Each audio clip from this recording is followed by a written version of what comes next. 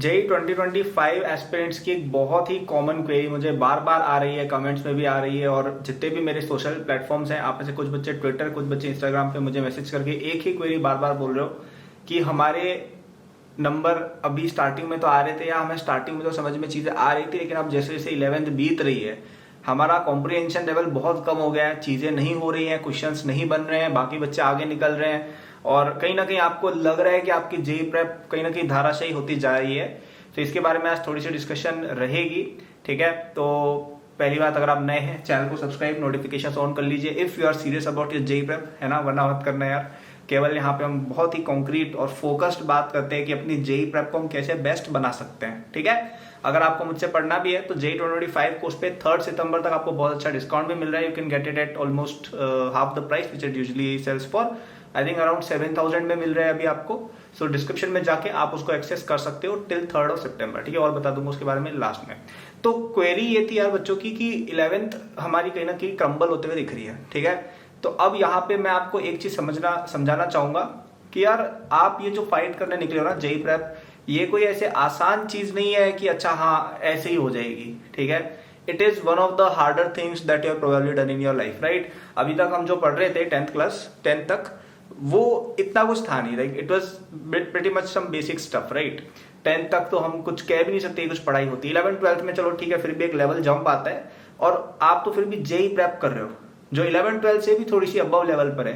तो पहली बात आपको ये समझना पड़ेगा कि आप अगर थोड़ा ग्लोबल लेवल पर देखो ना, तो दुनिया में जितने भी बच्चे हैं, ठीक है, भले ही वो अमेरिका के हो, चाइना के हो, उनका इतना ज्यादा स्टडी लेवल नहीं होता है 11th-12th में जितना अपने देश में जेई एस्पिरेंट्स का होता है। तो आप बहुत डिफिकल्ट चीज कर रहे हो, पहले तो ये समझो आप, ठीक है, कि आप बहुत डिफिकल्ट चीज कर रहे हो, आपको ऐसे आसान चीज नहीं कर रहे हो जो हाँ ऐसे ही हो जाएगा, ठीक है। So this is going to happen, this is going to happen. It is like competing in the Olympics as an athlete. उनको बहुत डिफिकल्टी होती है, it's a very difficult thing to excel in. तो जेई भी एक तरह से Olympics है पढ़ाई का, आपका बहुत डिफिकल्ट एग्जाम है, ये कोई ऐसे आसान चीज नहीं है ऐसी हो जाएगी, ठीक है। It's hard. कॉन्सेप्ट वाइज बात करो, कंपटीशन पे भी मैं नहीं आ रहा हूं, मैं कॉन्सेप्ट वाइज कह रहा हूं कि चीजें समझने में थोड़ी डिफिकल्ट है। तो पहली चीज तो यार ये आपको एक्सेप्ट करना पड़ेगा कि आपकी जेई प्रेप ऐसे ही निकलेगी, ये कोई ऐसे हाईवे नहीं है कि आराम से चल के चले गए। It's a very bumpy road, it's a very पडल वाली रोड है काफी, है ना, जिसमें आपको गाड़ी चलाने में थोड़ी डिफिकल्टी होगी, है ना। इट्स सो पहली तो ये रियलाइजेशन बहुत जरूरी है। दूसरी चीज आपको ये समझनी पड़ेगी कि यार आपके ये जो कॉन्सेप्ट है ना, ये समझने में थोड़ा पेशेंस लगता है, ठीक है। कई लोग क्या सोच रहे हैं कि हमें सर कोई चीज क्लास में पढ़ा रहे हैं, हमें समझ में उसी समय आ जाए। पहली बात ये तो एक्सपेक्ट आप कर ही नहीं सकते, क्योंकि देखो अभी तक आप क्या सिंपल चीजें पढ़ रहे थे। मैथ्स में आप एपी जीपी वगैरह पढ़ रहे थे, जिसमें क्या होता था, अच्छा फॉर्मूला बता दिया बस कि A N equal to A plus ये S D into N minus one जो भी है, तो आपको बस रट लिया आपने, क्वेश्चन हो गए। अब जेई में बहुत ज्यादा डिफिकल्ट सवाल आते हैं, उसमें पहले तो कुछ और लग रहा होगा, पहले कैलकुलस लगेगा, फिर आप उसको सॉल्व करोगे, उसमें एपी निकल के आएगी, फिर उसमें ट्रिग्नोमेट्री और लगेगी, फिर मल्टीपल चॉइस सेलेक्ट करो। तो इट्स अ डिफिकल्ट प्रॉब्लम, ठीक है। ऐसे इजी क्वेश्चंस नहीं है, 4-5 स्टेप्स वाली प्रॉब्लम होती है। अभी तक आप मैक्सिमम 1 या 2 स्टेप वाली चीजें कर रहे थे, नाउ यू आर सॉल्विंग 4 और 5 और 6 स्टेप प्रॉब्लम्स। तो एक कहीं ना कहीं थोड़ा पेशेंस रखने की भी जरूरत है। आप आज ही कर लोगे सब, ऐसा एक्सपेक्टेशन रखना अपने आप से थोड़ा सा आई थिंक अनरियलिस्टिक है। आप बस अपना बेस्ट देते जाओ, आप टाइम दो, आप समय दो, आप क्यों नहीं कर पाओगे, ठीक है। कई सारे बच्चे जो 11th में अच्छा नहीं करते हैं वो 12th में बहुत अच्छा करते हैं। जैसे मेरे एक सीनियर हुआ करते थे स्कूल में, जिनकी 11th में बहुत अच्छा कोई स्कोर नहीं आता था, मतलब 50% टाइप्स आ जाते थे, ठीक है, जो आप में से भी शायद कुछ लोग लाए होंगे। और यूजली जिस बच्चे की 11th में 50 आ रहे होते हैं ना, वो 12th में जाके यूजली 30 या 40 पर आ जाता है। लेकिन इस बच्चे के साथ उल्टा हुआ, इसके 50 आ गए थे, 12th में जाके ये 80 लाने लग गया। क्यों?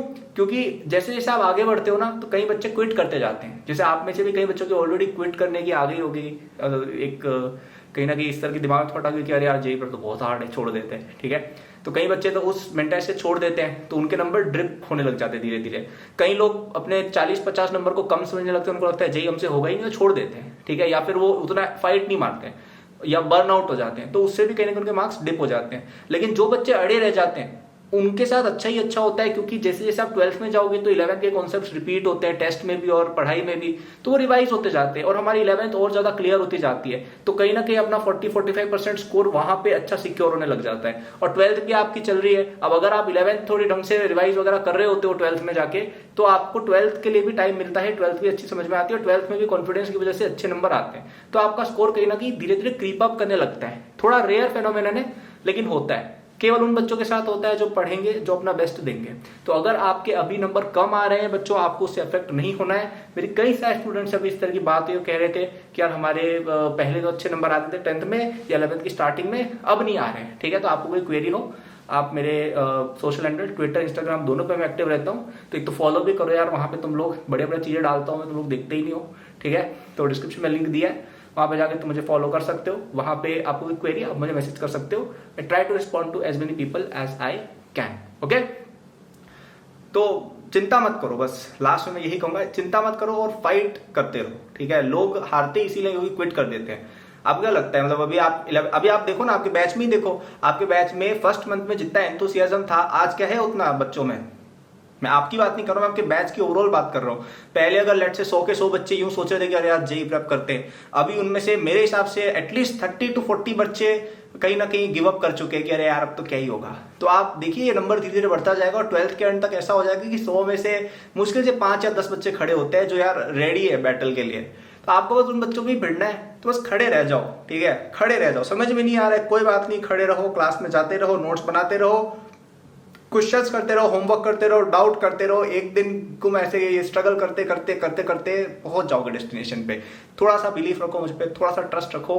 ठीक है, कि आप पहुंच सकते हो, आप अच्छा कर सकते हो। ठीक है, मुझे कोई अब इस तरह का कमेंट ना करे कि सर मेरे से नहीं हो रहा है, अब नहीं हो रहा है। ठीक है यार, आप दो अपना बेस्ट, आप करते जाओ, एक दिन होगा जब आपसे हो जाएगा। ठीक है, सच में, मतलब आप कोई सीनियर अगर वीडियो देख रहा हो, कई बच्चे ना तुम्हारे सीनियर भी देखते हैं वीडियो छुप छुप के, तो आपसे मैं पूछना चाहूंगा, जैसे जो बच्चे, अगर कोई IITian देख रहा है वीडियो या कोई बच्चा 12th का जिसकी परफॉर्मेंस अच्छी चल रही देख रहा है, मैं खुद पूछता हूँ, आप कमेंट करके अपने जूनियर्स को बताओ कि मैं सही बोल रहा हूँ या नहीं बोल रहा हूँ कि जो बच्चा 12th तक अड़ा रह जाता है, वो बार बार फाइट करता रहता है, वो नंबर उसके इंप्रूव होते कि नहीं होते। आप खुद मुझे बताओ, मैं नहीं बोल रहा हूँ, तुम्हारे सीनियर्स बताएंगे। मैं तो चलो ठीक है, तुमने बोल दिया झूठ बोल रहे होगे कुछ भी, वैसे मैं क्यों ही झूठ बोलूंगा।